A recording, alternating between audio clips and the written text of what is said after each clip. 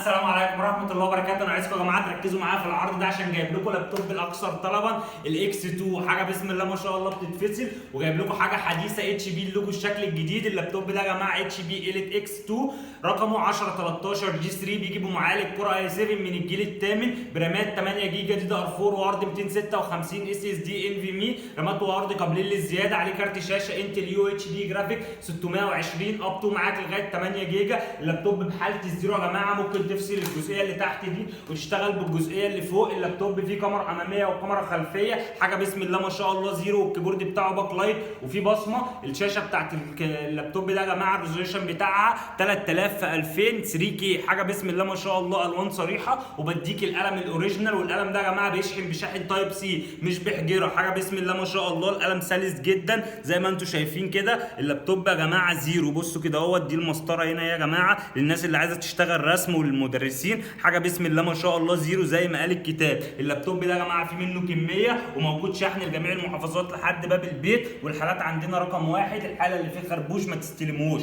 اللابتوب بصوا كده الصوت يا جماعه، وعايزك تركز معاه في الهدايا وانت بتسمع الصوت عشان هوريها لك ومش هقول لك عليها.